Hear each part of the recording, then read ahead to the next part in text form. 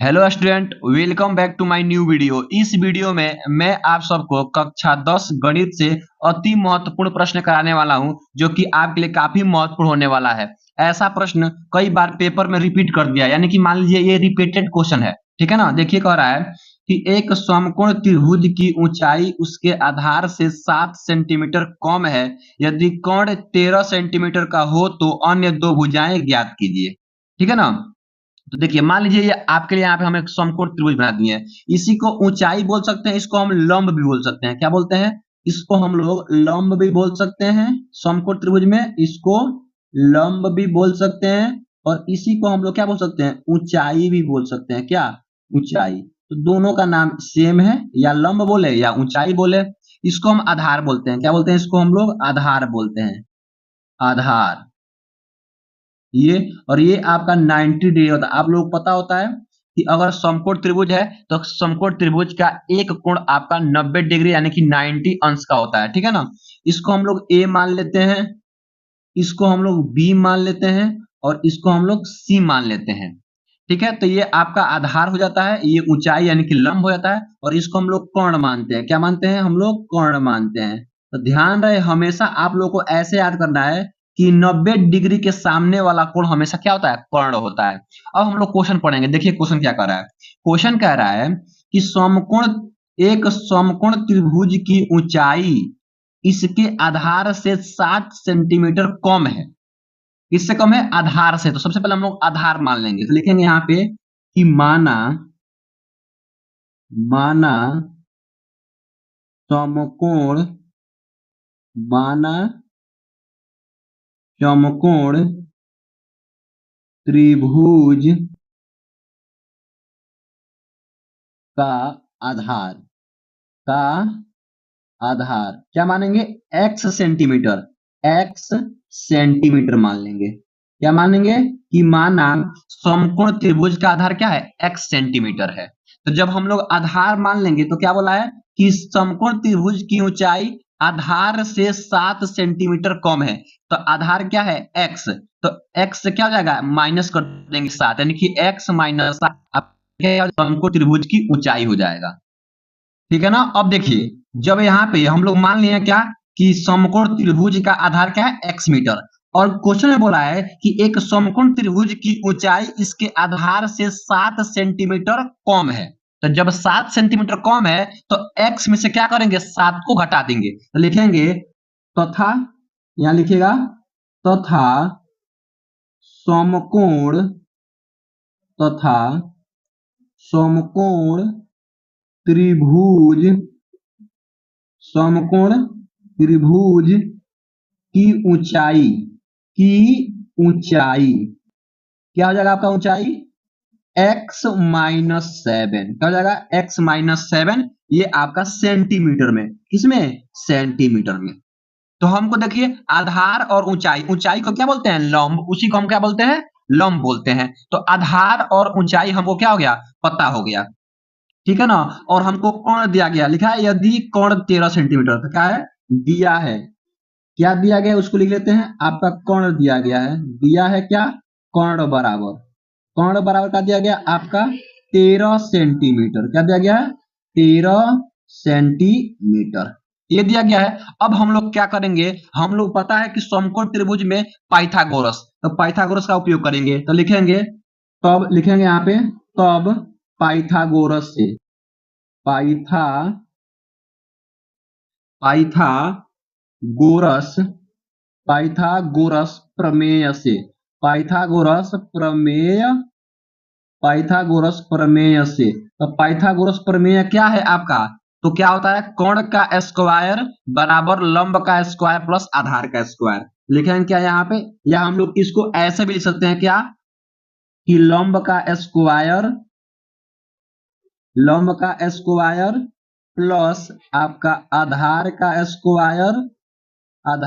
Square बराबर क्या होता है? कोण का स्क्वायर। क्या होता है?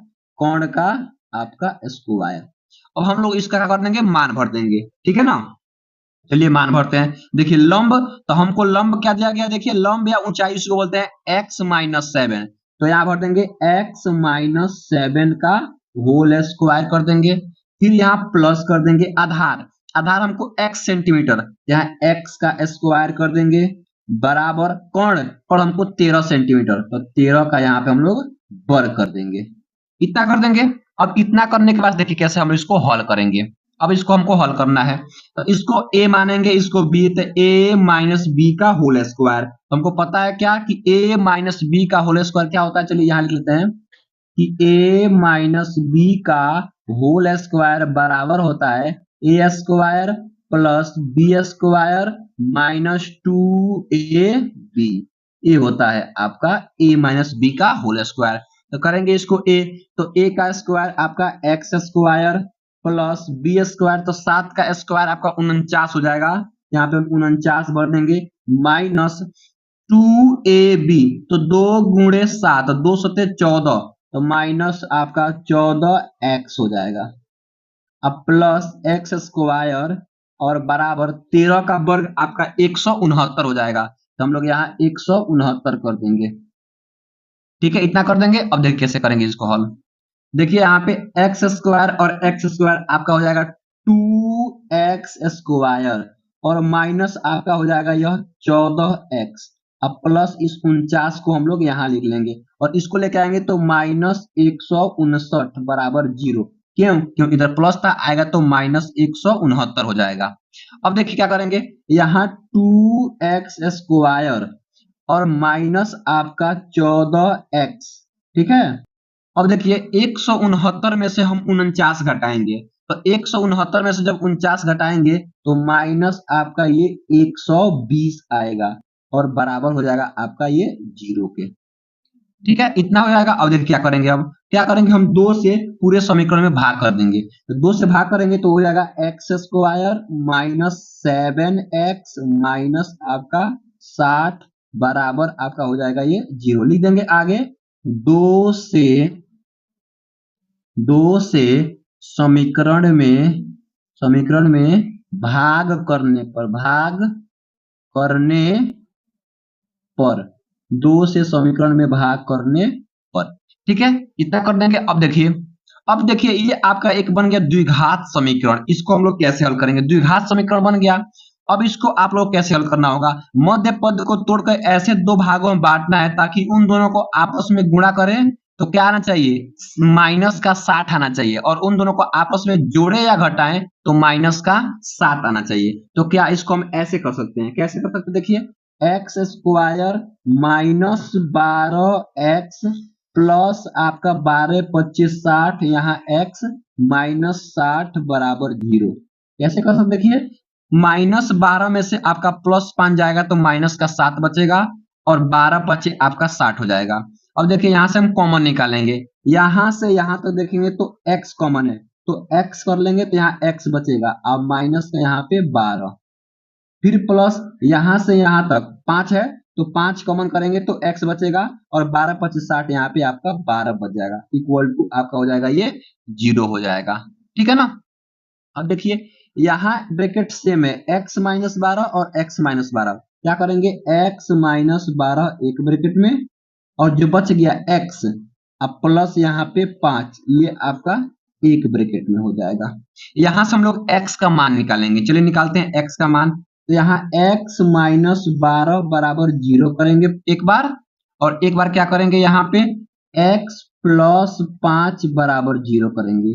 देखिए यहां से x इक्वल टू, ये माइनस का है जाएगा तो प्लस, तो केवल आपका 12 सेंटीमीटर, तो x का मान एक यहां से निकल जाएगा, और यहाँ x इक्वल टू ये प्लस में है तो जाएगा तो माइनस में 5, ये भी हो जाएगा आपका सेंटीमीटर। तो देखिए x का तो यहाँ पे 2 मान निकल गया, लेकिन क्या करना पड़ेगा, आप लोग को यहाँ सोचना पड़ेगा कि x का कौन सा मान हम अपने क्वेश्चन को माने, यानी किससे हम अपना क्वेश्चन को हल करें, ठीक है ना। देखिए ये आपका दूरी है, तो कभी भी दूरी निगेटिव में नहीं हो सकती है, दूरी क्या ऋणात्मक में कभी भी निगेटिव में नहीं हो सकती है, इसलिए जो आपका प्लस में आएगा पॉजिटिव में धनात्मक में वही आपका x का मान यानी कि हो जाएगा दूरी। तो यहाँ से x का माने थे हम लोग समकोण त्रिभुज का आधार माने थे, तो हम लोग लिखेंगे यहाँ पे क्या, समकोण त्रिभुज का समकोण त्रिभुज का आधार आधार कितना दिया गया आपका x का मान कितना है x क्या माने है x बराबर 12 सेंटीमीटर 12 सेंटीमीटर ये हो गया। अब आधार हम लोग निकाल लिए तो अब निकालेंगे क्या ऊंचाई लिखेंगे यहाँ क्या समकोण समकोण त्रिभुज की ऊंचाई समकोण त्रिभुज की ऊंचाई क्या माने हम लोग इसको x माइनस 7 माने हैं तो हमारे पास x का मान दिया गया है कितना दिया गया x का मान हमारे पास 12 दिया गया है और माइनस का 7 कर देंगे तो कितना जाएगा आपका यहाँ पे उसकी ऊंचाई 5 सेंटीमीटर आ जाएगा ठीक है ना तो यहाँ से आपका आधार और यहाँ से उसके ऊंचाई निकल जाएगा तो ऐसे ही आप लोग इसको हल करेंगे। तो आई होप मैं आशा करता हूं कि आप लोगों को यह वीडियो बहुत ही अच्छा लगा होगा। अगर वीडियो अच्छा लगा है तो वीडियो को लाइक कर दीजिए और आप लोग चैनल पे नए हैं तो चैनल को सब्सक्राइब कर लीजिए ताकि ऐसा वीडियो आप लोगों को हमेशा मिलता रहे और अपने ग्रुप में शेयर कर दीजिए और अपने दोस्तों के पास भी शेयर कर दीजिए। Thank you for watching this video.